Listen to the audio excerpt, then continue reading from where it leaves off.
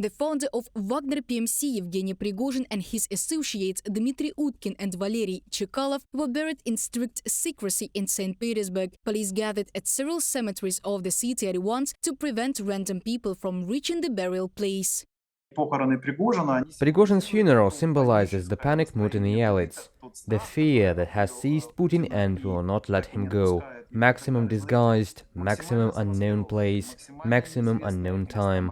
The main thing is that people do not come out, so that they do not show their attitude towards Prigozhin and Putin.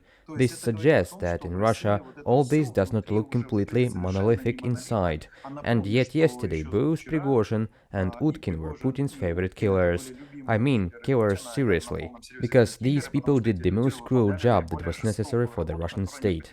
After the death of Prigozhin, Putin eliminates all references to the Wagner mercenaries, both in the information field and in their actual presence in the life of Russia. At the cemetery of PMC Wagner mercenaries in the village of Nikolaevka, Samara region, crosses on the graves were demolished and bulldozers razed them to the ground. After publicity and social networks, local media wrote that instead of the graves, commemorative plates would allegedly be installed.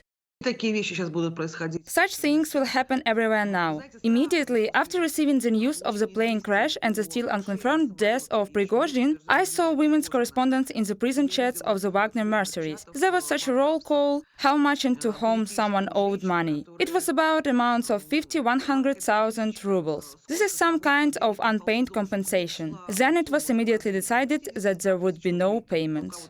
The last hospital where the Wagner militants were treated and rehabilitated was closed in Anapa. They themselves complain that they do not receive payments for wounds and are treated at their own expense. According to experts, Putin will take revenge on the mercenaries until the PMC is completely eliminated. The Kremlin believes that after the elimination of Prigozhin, there is a threat of a new military coup in Russia, sources close to the authorities told the Moscow Times. According to the security and government sources, the security services are already working to control and prevent a rebellion like that organized by Prigozhin at the end of June.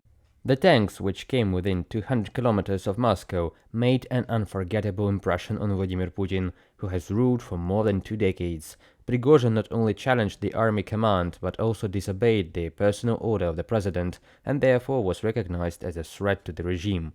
From the Moscow Times article. Representatives of Wagner PMC have already offered their mercenaries to look for another job. This is reported by the publication Important Stories. In Africa and the Middle East, PMC has a serious competition in the form of the Russian Ministry of Defense and the Russian Guard. We have tough competition in the face of the Ministry of Defense and National Guard, who are also trying to enter there with similar activities that we conducted. Therefore, either wait or look for other ways to make money. Audio from Important Stories message on Telegram. According to the Wagner as a structure, it was a foregone conclusion: disband and neutralize most of them, take away weapons and equipment, partially invite them to join the troops because the combat capability is more or less high, partially they will go to the National Guard, law enforcement agencies, to Africa, as I was told. Some will retire, who don't want to go, and on the other hand, some will go to Belarus under the control of the Federal Security Service and the KGB of Belarus, formally to concentrate them there under the control of Lukashenko.